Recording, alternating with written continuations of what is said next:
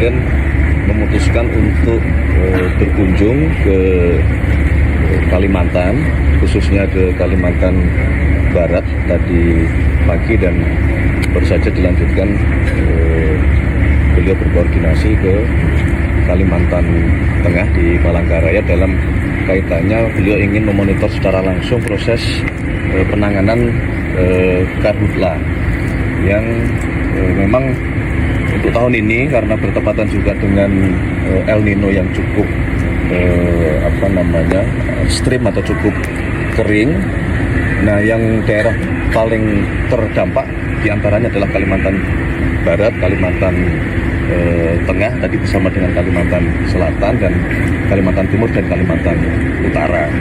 Nah, dalam 2 pertemuan koordinasi tadi Bapak Presiden pertama mendapatkan laporan penanganan, sekaligus langsung berdiskusi mengenai kebutuhan-kebutuhan apa yang sekiranya masih diperlukan di dalam proses perkuatan untuk sesegera mungkin bisa mengatasi seluruh karhutla yang melanda baik di Kalimantan Barat maupun di Kalimantan Tengah dan Kalimantan Selatan gitu.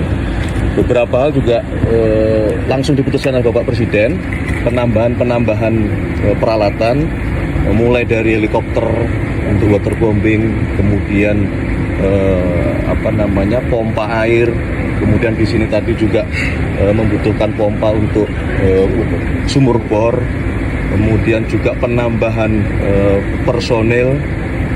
Jadi semua keperluan yang memang diperlukan di lapangan tadi yang kita miliki, persediaan yang kita miliki langsung diputuskan oleh Bapak Presiden untuk didorong, termasuk pengiriman tambahan mobil-mobil tangki dan mobil-mobil pemadam kebakaran. Selain itu beliau juga menegaskan bahwa yang pertama-tama tentu diminta kepada pemerintah provinsi dan seluruh jajaran untuk memastikan apabila ada masyarakat kita yang terdampak untuk itu ditangani dengan sebaik-baiknya, dan beliau juga menyampaikan terima kasih kepada seluruh jajaran yang telah bekerja keras luar biasa siang dan malam berjibaku untuk memadamkan api, ya, baik dari TNI, Polri, BNPB, ada juga BMKG, relawan-relawan juga banyak dari Manggala, Agni, Kementerian Kehutanan juga terlibat, dan beliau menyampaikan apresiasi dan penghormatan yang setinggi-tingginya kepada seluruh yang bekerja keras memadamkan karhutla ini.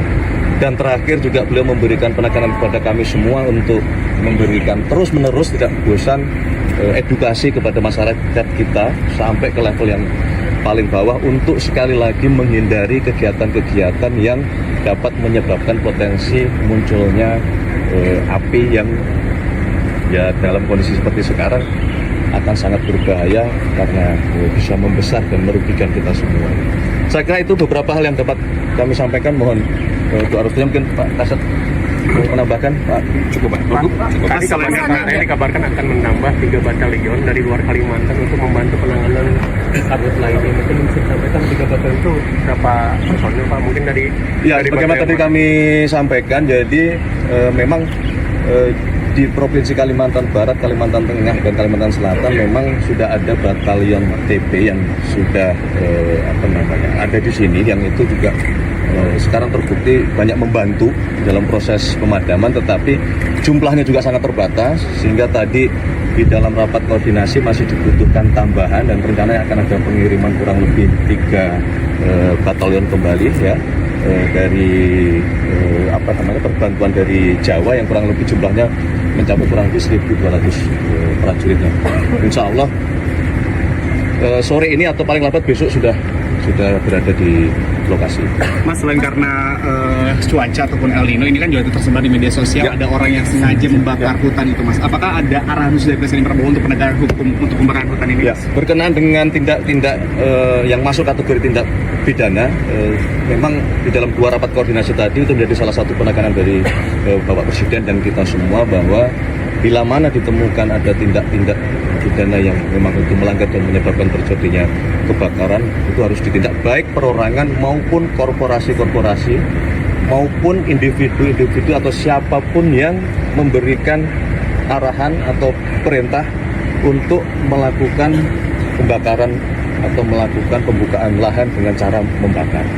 Itu menjadi yang tadi dilaporkan ada 4 korporasi yang sedang dalam proses penyelidikan. Kalau aturan pembukaan lahan, Mas, aturan pembukaan lahan dengan membakar itu juga akan diperketat. Perda yang memperbolehkan.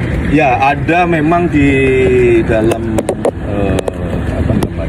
perda, baik di Kalter, kalau di Kalteng juga ada perdanya yang memang memungkinkan, tetapi sekali lagi sebetulnya bukan berarti kemudian diperbolehkan. Ya, itu kan kearifan lokal yang menurut tadi di dalam rapat juga kemudian disepakati bahwa yang pertama diminta untuk itu perda tersebut kalau bisa dilarang, disesuaikan. Kalau perkaranya adalah masyarakat kita membutuhkan untuk membuka lahan, maka pemerintah akan hadir dalam bentuk yang lain dengan memberikan bantuan misalnya. Jadi eskavator yang itu diperlukan untuk membuka lahan, tadi juga sudah diputuskan oleh Bapak Presiden untuk nanti akan ada perkuatan atau penambahan alat-alat berat untuk nantinya membantu masyarakat kalau ingin membuka lahan. Dengan harapan tidak membuka lahan dengan cara melakukan atau membakar. Begitu, terima kasih semuanya. Terima kasih. Di Kalteng ada Pak untuk 4 korporasi tadi Di Kalimantan Barat. Di Kalteng kan ada juga Pak titik api yang di area perusahaan. Bagaimana peningkatannya? Kalau nanti coba ditanyakan ke Pak Kapolda ya, karena tadi dalam rapat belum sempat dilaporkan untuk yang di Kalteng. Apakah berpotensi dicabut Pak izinnya perusahaan? Oh iya, kalau ditemukan pelanggaran kita tidak akan ragu-ragu, akan kita tindak dan sampai kepada ada kemungkinan dicabut izin.